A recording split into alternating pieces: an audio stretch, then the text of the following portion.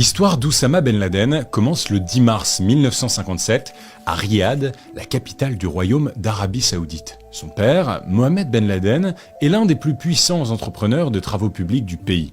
Sa mère, Alia Ghanem, est syrienne. Alia n'est pas la seule épouse de Mohamed Ben Laden, qui s'est mariée avec 22 femmes, avec qui il a eu officiellement 54 enfants, Oussama étant le 17e. Le jeune Oussama grandit à Jeddah, en Arabie Saoudite, dans un quartier plutôt riche. Le problème, c'est que les parents d'Oussama ont divorcé quand il était très jeune. Autour de ses 10 ans, Oussama Ben Laden vit 3 épisodes décisifs dans son existence. Il apprend la mort de son père, dans un accident d'avion, qu'il n'aura pas vraiment connu. Il vit également avec effroi la victoire d'Israël sur la coalition des pays arabes en 1967, ainsi que l'occupation de la Palestine. Le monde arabe, battu à l'époque, nourrit un esprit de revanche dans lequel Oussama Ben Laden se construit. À 18 ans, Ben Laden intègre l'université King Abdulaziz à Jeddah pour y faire ses études de génie civil et de commerce. Il y découvre un personnage fascinant, un professeur que beaucoup d'étudiants dans la même situation qu'Oussama Ben Laden idolâtrent, le professeur Abdallah Azzam. C'est un prêcheur radical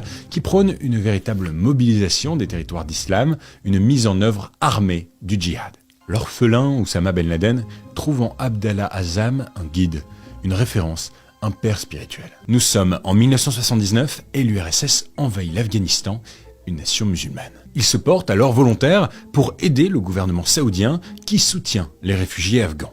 Le jeune Oussama a 21 ans et il se rend à Peshawar, au Pakistan, à la frontière avec l'Afghanistan. En fait, Oussama n'est pas parti à Peshawar par hasard.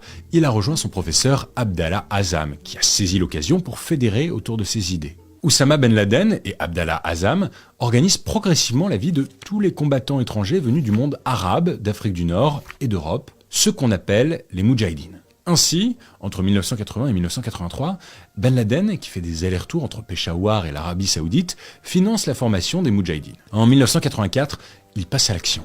Pendant toute l'année 1984, Oussama Ben Laden participe donc au combat aux côtés de tous les Moudjahidines contre les soviétiques. Il marque les esprits, non pas par sa qualité de combattant, mais par sa grande taille et son absence de peur. Malgré tout, on ne le prend pas vraiment au sérieux comme soldat. La guerre d'Afghanistan se déroule entre 1979 et 1989. L'Amérique, représentée par la CIA, soutient les Moudjahidines. La CIA, de son côté, affirme avoir soutenu et organisé le mouvement des Moudjahidines par des entraînements et de l'armement, mais en revanche, elle dément avoir directement aidé Oussama Ben Laden. Au début de l'année 1987, Oussama Ben Laden utilise sa fortune pour ouvrir son propre camp de formation des Moudjahidines. Il a d'ailleurs déjà choisi un lieu pour son centre d'encadrement, les montagnes de Djadji. Nous sommes en avril 1987 et l'armée soviétique atteint les montagnes de Djadji. Les combattants du djihad s'en doutaient, ce point est stratégique. L'URSS envoie l'artillerie lourde, soldats, hélicoptères, bombardements. Les Moudjahidines tirent sans relâche, prêts à mourir pour leur cause. Après 39 jours de combat,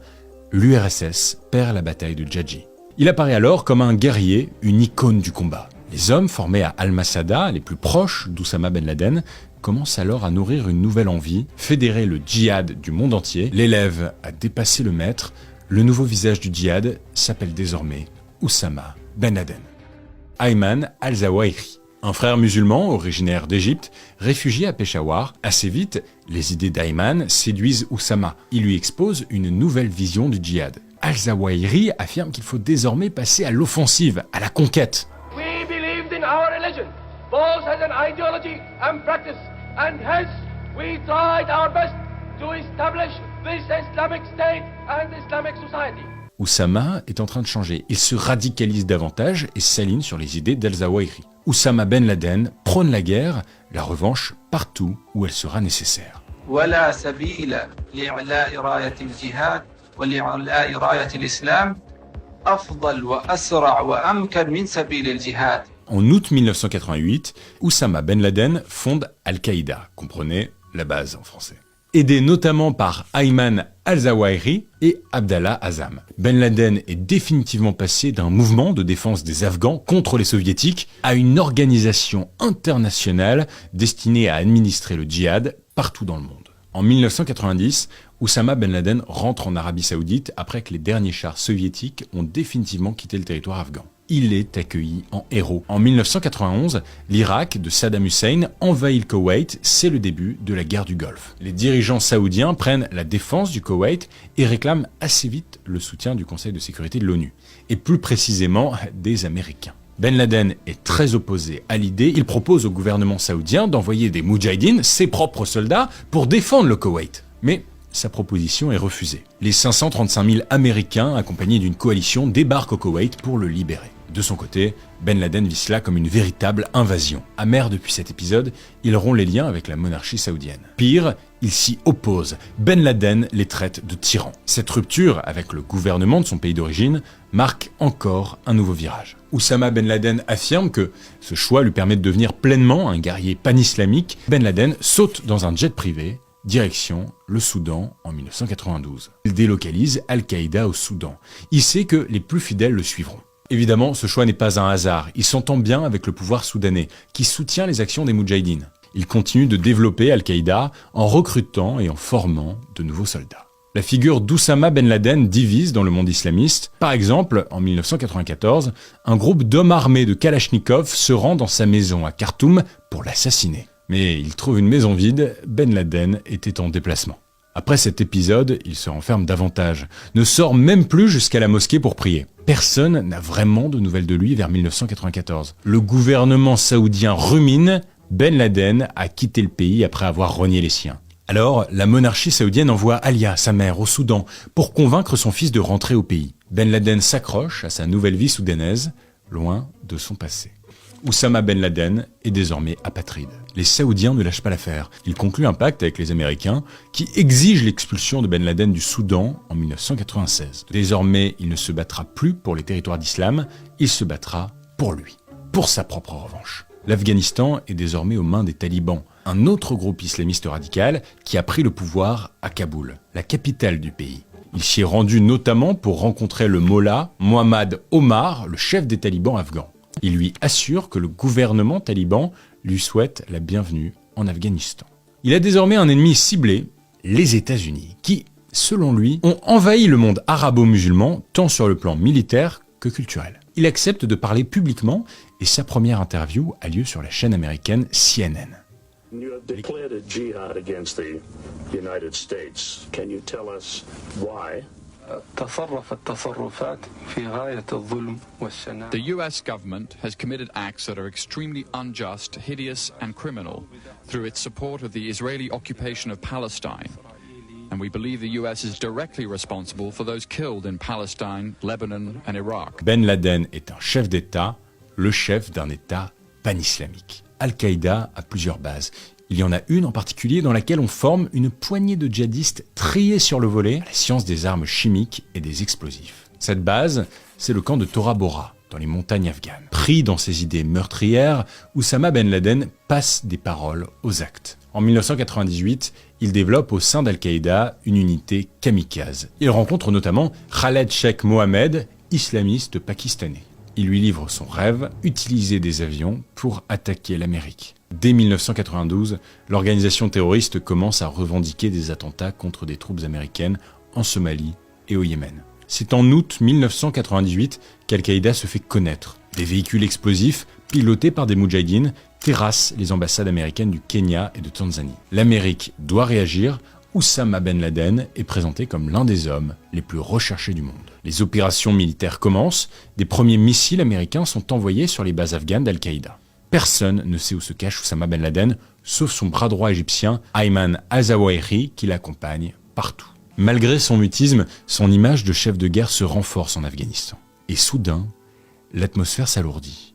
Tous ses plus proches collaborateurs s'inquiètent du nouvel entourage du chef, et ils le savent, quelque chose de grand se prépare. Nous sommes le 11 septembre 2001, le temps s'arrête.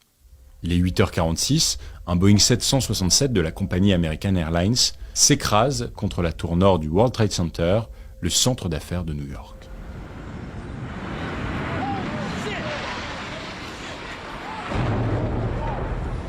Au même moment, le président américain George W. Bush donne une interview dans une classe d'enfants en Floride. Un conseiller vient lui chuchoter la nouvelle. À 9h03, dans la cohue, un second avion du même modèle vient percuter la tour sud. le cauchemar n'est pas fini. À 9h37, un troisième avion, un Boeing 757, s'écrase à Washington. Sur la façade ouest du Pentagone, il y a aussi eu un quatrième avion qui devait s'écraser à Washington, mais suite à un soulèvement des passagers, les terroristes ne sont pas parvenus à leur but, ils s'écrasent en Pennsylvanie sans faire de survivants. En Afghanistan, la scène est diffusée en direct sur la seule chaîne de télé conservée par les talibans. Les Moudjahidines célèbrent la figure de Ben Laden, celui qui a rendu coup pour coup. Le Mollah Omar, chef des talibans afghans, refuse de livrer Ben Laden aux mains des Américains. Les troupes américaines interviennent en Afghanistan. Cette fois, sa tête est mise à prix pour 25 millions de dollars. Oussama Ben Laden est déclaré ennemi public numéro 1.